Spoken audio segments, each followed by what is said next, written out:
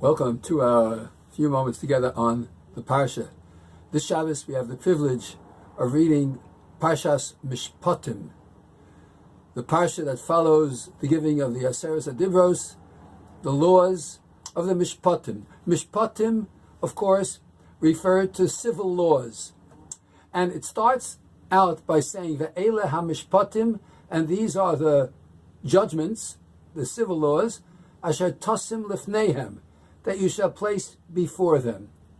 And Rashi comments that when Moshe was told by Hashem, Ve'ela ha-mishpatim, and these are the mishpatim, asher tosim lifneihem, you should place it before them, says Rashi, don't just think you're going to get away by teaching them the Mishnah one time or two times, teaching them the law one time or two times, but it's asher tosim lifneihem. You want to place it before them kishulchan aruch, like a set table, hamuchan le'echol, from which all is set to eat. We know that when one serves, when one sets the table in order to eat, you don't take the food and put it down and then look for a spoon or a fork and then put a napkin, put a plate. No, we set the table first, and once the table is set, then we're prepared to eat. And so it is with the Torah laws. They have to be laid out and set, and not taught just once or twice or three times, but they have to be taught so well that the student, the Talmud, the father and son, the Rebbe and Talmud, the rabbi and congregant, everyone is going to learn it to the point where they fully understand it. The famous Gemara in Eruvin, the Talmud in Masechta Eruvin on Daf Nun Daled, page 54b, tells us about a Rabbi Preda, a Rav Preda. Rav Preda had a student that didn't comprehend the things he would teach him, unless Rav Preda taught it 400 times. And after teaching it 400 times, then the student would comprehend. The Gemara goes on to tell us about a time that Rav Preda had to leave in the middle of the teaching of the 400 because he had to take care of a Devar Mitzvah, a very important thing, but nevertheless, when he came back, he saw the student didn't get it, and it was because the 400 times were interrupted, and so he started all over, and he taught them 400 times from the beginning on.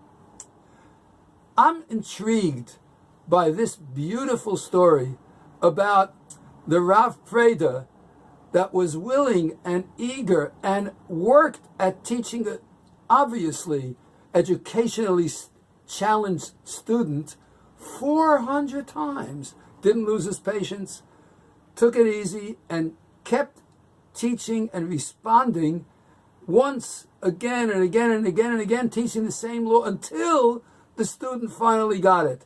And of course, there's no question that there's a tremendous amount of gift to have a Rebbe who would be willing to spend so much time teaching to the student 400 times. But I'm intrigued by the student. Can you imagine having a Talmud that says, listen, Rebbe, I didn't get it. Could you please repeat it? And the student paid close attention and was each time trying to get it and failed after the first and second and 10th and 15th and 170th and 240th and 380th and finally 399th, and then the 400th time he got it. The student who was willing to plug away and keep on learning until he finally got it. What a great gift to a Rebbe to have such a student. And maybe the point of the Gemara and the point of the Rashi in our Sedger is to teach us that it's not just the Rebbe who'd be willing to teach 400 times, but the student that's willing to learn it 400 times. How often is it that we've gone through the Torah and we went through all the psukim and all the Rashi and we didn't comprehend it all? Where we learned the halacha, and didn't comprehend all the nuances, where we learned a Mishnah and a Gemara, or we learned a Navi, or we learned something from the Medrash, and we didn't fully comprehend it. And then we plugged away and studied it and delved into the Rashi, delved into the Mefarshim, to the Ramban, the Rambam, the Tosfos, the Rosh, the Marsha, whatever commentary we looked at, until we fully comprehended it. What a great gift and idea that the Torah is giving us when it says, Asher Tasim Lifnehem, you should place it before them. It's not only in reference to the Rebbe. Of course, the Rebbe too must be astute enough to pick up on the needs of the Talmud, but how great was the desire of this Talmud? How great should our desire be? And if we don't comprehend something, if it comes along in the Torah that no matter how many years we study, we haven't yet understood it, we don't give up. We keep plugging away, as the student of Rav Preda did, and keep asking until we fully absorb and comprehend. That is a great gift of the pasuk ve'ela hamishpatim asher tasim lifneihem. If we can absorb that, we're going to be great Talmidim, and we're going to end up with great Rabbeim. Good idea for Parshas Mishpatim. Have a wonderful Shabbos.